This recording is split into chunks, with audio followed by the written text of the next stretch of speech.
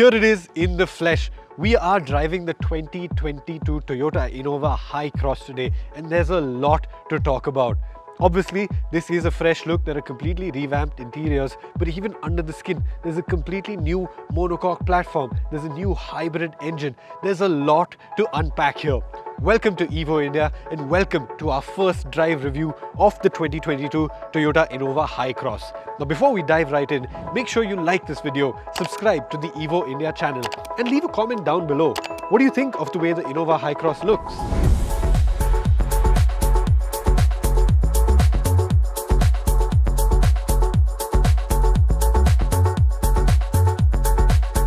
Okay, the first thing I'm going to talk about is the styling. If you've seen my detailed walk around video, you can skip ahead to the driving, but those who haven't, stick around.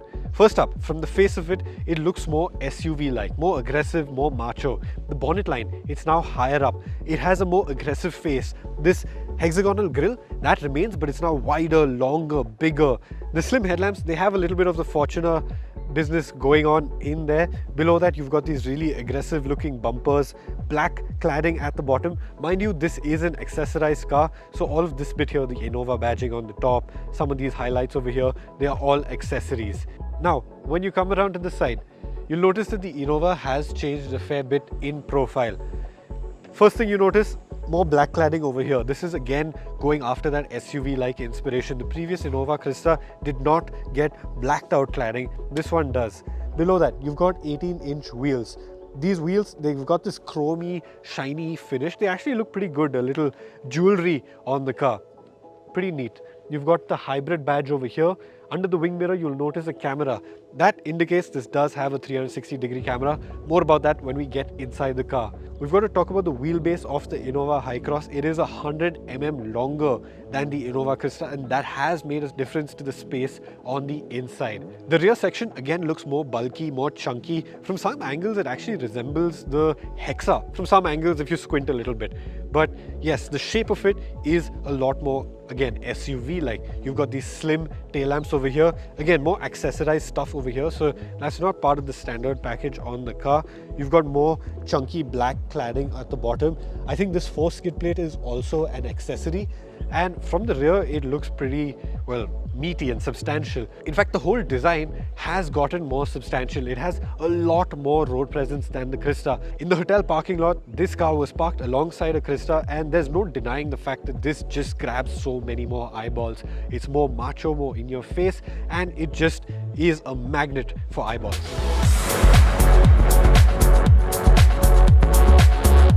Now getting into the driver's seat, let's quickly run through all of the changes on the interiors. This dash is completely revised and I actually like how it looks. It looks a lot more welcoming, a lot more luxurious than the last one. The older Crysta, it felt a little dated, a little utilitarian even. This one doesn't feel that way. It actually feels very high quality and very well put together. In front of me, I've got a sort of hybrid digital and analog instrument cluster. I think it's really easy to read.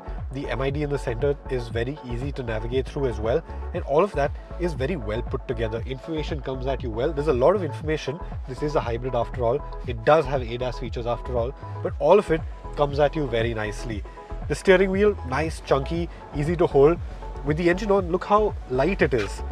This is something that's new. It's got electric power steering, and that makes it really easy to use on the go, unlike the hydraulic power steering on the older car. Steering mounted controls, I've got ADAS controls over here. Very useful if you want to turn them on, off, all of that business. You can control it from here. Right, in the center, we've got this large infotainment screen. It's actually very well put together, easy to use, sensitive to touch, all of that stuff. You've even got hard buttons for volumes and the home button, which I really appreciate. Below that, you've got your aircon controls. Again, hard buttons for the important bits like your fan speed, your temperature controls, and even to select the temperature settings of the rear. This does have 2-zone climate control. You've got ventilated seats, very useful for the Indian summers. They cool you rather well, I'm very impressed. You've got this gear selector on the dash. Now in my walk around video, I read a comment somewhere about somebody saying that this is not a very premium touch, it feels very utilitarian, but I really don't have a problem with it. this is an automatic, it's not a manual. I'm not touching this more than once after I get into the car, and if putting it up here frees up a lot of space for me on the inside to use, I'm more than happy with that compromise. In fact, this is a good reach. I can reach it very well, and I've got all of the controls for the drive modes and the EV mode and all of that right here, easily accessible next to it. I think this is actually very well designed. Below that, you've got a USB Type-C and a Type-A port. You've got large cup holders. You've got a large storage bin in here. Check this out. This is the key. And you've got large storage bins in the door as well. Other interesting things to note, the materials used on the inside are actually very nice. You've got good soft touch materials on the doors. You've got soft touch materials on the dash. It feels very premium. In terms of equipment, you've got memory seats. So you've got electrically adjustable front seats with the memory function. I've got this massive panoramic sunroof, the 360-degree camera I told you about. You can access it from here. So it's packing a lot of stuff, and something that I mentioned in my last video is that it doesn't get a wireless phone charger. That's a mistake, I apologize. The wireless charger is available as an accessory, but it's available over here on the passenger side of the dash. Little inconvenient if you're using it as the driver. I guess it doesn't matter if you're the passenger using it. Overall, the cabin of the Innova HyCross has taken a step up from that of the Crysta. I think it's really much more evolved, much better. It makes good use of space. Everything is very logically laid out. It feels very well finished, and overall this is a nice place to be. I would love spending some time in here. Now, more important than the first row is the second row, because this is where most Innova HyCross owners will be spending their time. First things first, the amount of space that I have, it's plenty. This is generous amounts of knee room. It's more than enough, and this is not even in the rearmost seat setting. I can take this further back and free up even more knee room. I can even bring it forward and a fair bit forward if I'd like to free up more room for the third row. But there is one issue. Down there under the driver's seat are the batteries for the hybrid system. So I can't really tuck my feet in deep inside under the driver's seat. I need enough room for my feet behind the driver's seat, and that's how I judge how much distance I need in the second row. Still more than adequate. In terms of headroom, it's pretty good. You know, I've got a couple of inches, more than a couple of inches over here. The other stuff that you need to know about the back seat is that the floor is now flat. So since it's front wheel drive, since it's a monocoque, there is no more transmission tunnel running down the center of the car. That leaves more room for my feet over here. In terms of equipment, I've got automatic climate control with my separate zone controls right over here. I've got two USB slots at the bottom over here, both type C's.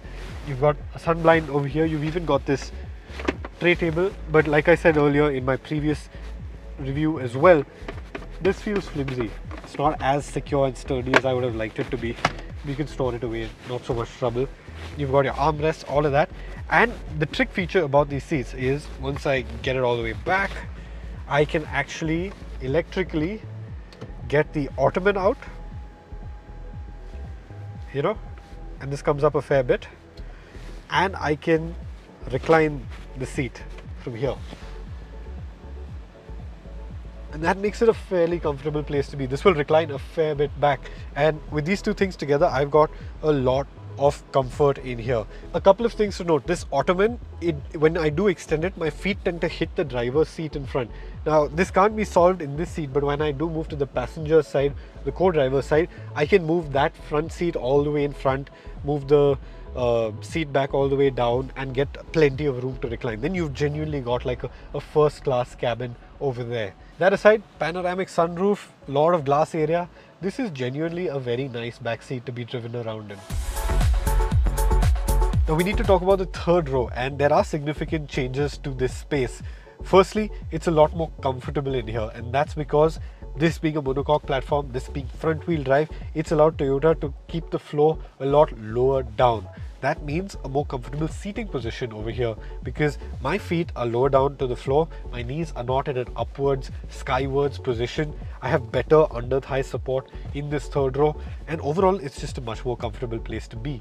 In terms of space, I actually have a decent amount of knee room. Most third rows have your knees in your chin, but this I can actually like genuinely stretch out a little bit, not comfortably, but I can put my feet a fair bit forward, and that's because this car is so long. I can keep this middle seat in a mid setting, and still have plenty of space in the middle row and space in the third row. So they've packaged this really well. They've designed the space for legroom, particularly in the back for the second and third row, very intelligently. It's very easy to find a good compromise. Headroom, okay, it's a little limited, it's not so great over here, but apart from that, I really have no complaints. I've got a 5-volt socket over there, no USB ports in the back seat, but it's worth noting that the back seat now seats 3. So you've got 2 headrests here, you can fit another headrest in here, and you can seat 3 people in the back seat. Well, now let's head into the driving seat and see what that's like.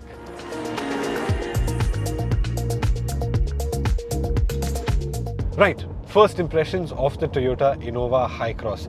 The first thing that really stood out to me was the fact that this feels less like a truck and more like a car. And I think that's down to one very specific thing: the weight of the steering. This is now an EPS system compared to the hydraulic system on the old Innova Crysta. And it's lighter, it's smoother, it's well oiled, it feels more easier to operate. It's just generally easier and lighter. And it makes the driving experience feel more car-like. Now, yes, there's a lot of changes underneath the skin of this Innova HyCross. The biggest of them being the new platform. This is now a monocoque platform compared to the ladder-on frame of the previous one. I think that too contributes to the car-like dynamics of the Innova HyCross. The whole platform, it feels a lot more sophisticated. The way it drives, the way it rides, the way it handles, all of that feels a lot more sophisticated. It feels 2 steps up on the old Innova Crysta in terms of just sheer refinement and the comfort that it delivers. And of course, there is the other big change, which is the engine. There's no diesel engine in this, but instead you have a 2-liter hybrid motor. That is something else that really defines and very strongly defines the driving experience. And let me start with the drivetrain. You know, when I got into the Innova HyCross first, I pushed the start button and nothing happened. It just put up a ready sign on the dashboard, and then it hit me. Oh shit, this is a hybrid. You know, it took me a second to realize that yes, this has a full EV mode. This is a hybrid. So what it essentially does is, if there's enough charge in the battery, it will start up absolutely silent in full EV mode, and that's a really nice feeling. It feels quiet, it feels upmarket, it feels silent, it feels luxurious in a sense, because you do associate silence with luxury. And then once you get on the move, it will remain in EV mode depending on certain conditions. It bases the charge of the battery, the speed you're at, the sort of acceleration you're demanding. All of that stuff defines how long it stays in EV mode and how it basically, when the petrol engine kicks in. Now, when the petrol engine does kick in, it is pretty seamless. It's not something that you will realize instantly. And in terms of quietness and refinement, it's there, you know, as long as you're not driving it too hard, as long as you're not asking for too much acceleration, this thing is very refined. At medium, low positions of the throttle, it's very quiet. It does get loud, however, if you ask for hard acceleration. So say now I'm at 40 kilometers an hour. The second I ask for hard acceleration, it becomes very audible.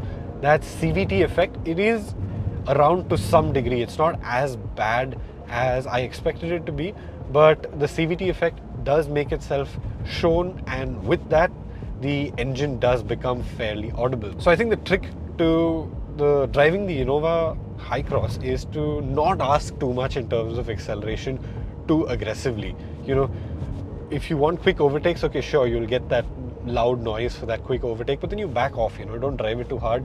It's a much more enjoyable experience that way. Now, performance. Is the performance there? Toyota claims a 0 to 100 time of 9.5 seconds for the Innova HyCross. That is fairly quick. And honestly, that's something I can believe. It is fairly quick, and I think a lot of that is down to the responsiveness of it. You know, you get on the gas, it does feel fairly responsive because you do have electric motors filling in torque where the engine is not around, and it does move around quickly. It's not like neck snapping acceleration, it never will be, but it is fairly quick. I think the diesel Innova, the torque, that sheer torque of the diesel Innova does pull harder. So maybe in gear, the diesel Crysta will be quicker, you know, from say 30 to 60. But this is fairly quick. It's not a slouch. If you want to make quick overtakes, you can make quick overtakes. It's not going to hamper you in any way. There's a specific driving style that you need to inculcate when you drive these hybrids, and I think it's a matter of time before you get used to that. You can't drive it like a turbocharged car. You know, it has different characteristics, and you've got to work and evolve your driving style around those characteristics for it to be effective. The big question is fuel economy. Toyota claims over 20 kmpl. I wish I could give you an accurate number right now, but we have the car for such little time that there's no way I can give you any sort of accurate fuel economy number. I have driven the car for 26 kilometers at the moment. That's when I reset the trip meter, and it's given me 14.1 kmpl. Now, it's a mix of all sorts of driving. I've been evaluating it, so I've been hard on the gas, hard on the brakes, hard on the gas, hard on the brakes, a little bit of coasting here and there. This is far from ideal conditions to give you an accurate fuel economy number. So take what I'm saying, that 14.1 figure, with a pinch of salt. Yeah, it's not an accurate number. That we're going to have to test this for a longer time. Maybe once we get the car in Pune, we put it through the paces over there, we run it around in the city for a longer time, maybe a day or 2 days, then we can get you an accurate number. Now let's talk about ride quality. I think ride quality is really, really impressive. It's got a long wheelbase, so it does ride very well. But I think even when you compare it to the older car, the refinement in the ride, the fact that it's much more settled than before, the fact that it doesn't bounce around as much, the damping is a lot more controlled, all of that makes a huge difference to the way you feel inside this car. You feel a lot more stable, a lot more planted, a lot more secure behind the wheel over here.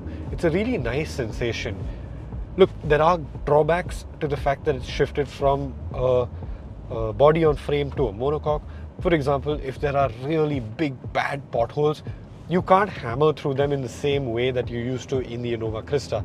You do have to back off a little bit. It does not take that sort of thrashing with the same amount of carefreeness. You know, you have to back off a little bit. But I think there are trade-offs, and I think that's a fair trade-off to make. I'm okay not driving through bad roads as fast or as aggressively as I could on the Innova Crysta for the upsides, which are a lot more settled ride, a lot more comfortable ride. It's a lot quieter inside the cabin.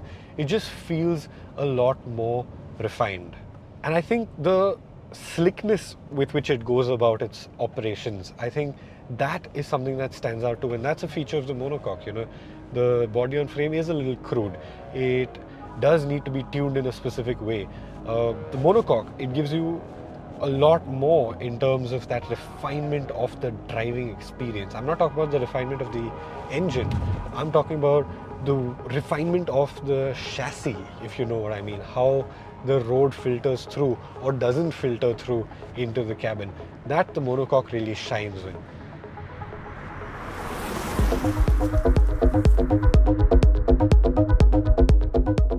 Now, in terms of handling, this is a massive step up on the Crysta. The inherent advantages of the monocoque once again shine when you take it in the corners. The steering feels very nice, very direct, but what's more important is how settled, how planted, and how communicative the chassis feels. You no longer feel like you're sitting on top of the Innova when you're handling it and steering it around. You feel like you're sitting inside it, and when you're driving it around, when you're controlling it, maneuvering it, it feels more responsive, more direct, and it engages you better. This is not going to be a fun to drive car. It is a little more fun than the Crysta, but it's never going to score very highly on objective fun to drive ratings. But that said, it is a better handler in that it feels more settled in corners. You can carry more speed in corners. The manner in which it can take on a series of bends, it's a lot more composed than before, and that makes it a nicer car to drive. It's just easier, more stress-free. You have to think less to drive this car fast in the corners. It's more natural, if you know what I mean, and that makes it a much nicer car. Now, something that's also worth talking about are the ADAS features. This has lane keep assist, it has radar-based cruise control, it has auto high beam, and it also has a blind spot monitor. Now, apart from the auto high beam, I've got a chance to try out all of them, and they work pretty well. The lane keep assist, it keeps you in your lane, but it doesn't take over steering completely. It'll give you a warning sign saying please put your hands back on the steering wheel if it feels like you're not in control. The radar-based cruise control, it's pretty much simple, straightforward. Blind spot monitors, you've got two little icons in your mirror. Those are really useful. They help when you're out on the road. Just a little bit of a safety feature, nothing too major. And it also has auto high beam headlamps, which means if it detects oncoming traffic, it will dip the high beam and it will put the full beam only when there's no oncoming traffic. But all of these things can be turned off, so they're not really intrusive into the driving experience. Even the lane keep assist, the first time I stepped out, it slightly annoyed me because every time I wanted to overtake, it kept trying to take control. But it's just a couple of clicks on the MID and it goes off, it's straightforward. Overall, this Innova HyCross is a massive step up on that Crysta. The Crysta, it did feel a little agricultural. It was incredibly good at what it did. It was a superb MPV, but it did feel that little bit agricultural in the way it drove, in the way the steering felt, the way it rode over bad patches of road. You did always in the back of your head know that this was a truck platform.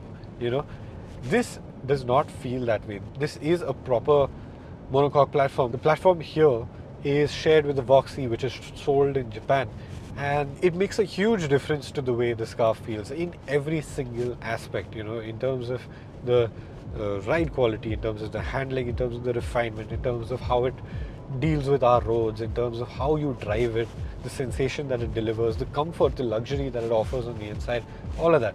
Massive difference. Now, does the fact that it is front-wheel drive and not rear-wheel drive make a difference? I don't think so. This is not a Porsche 911. You're not going to be drifting it around corners. For the sort of application that it has, the sort of use cases that it has, front-wheel drive works absolutely fine. There's really no trouble whatsoever. Look, there's no denying that the Innova HyCross is extremely competent at everything that it does. It moves the bar up significantly from the Innova Crysta, whether it's when it comes to ride quality, handling, the refinement, all of that. Maybe it lacks in terms of that outright punch, that torque that the diesel motor has, but in every other way, it is a mile better. Two questions remain though. First, will this remain as durable as the Toyota Innova Crysta?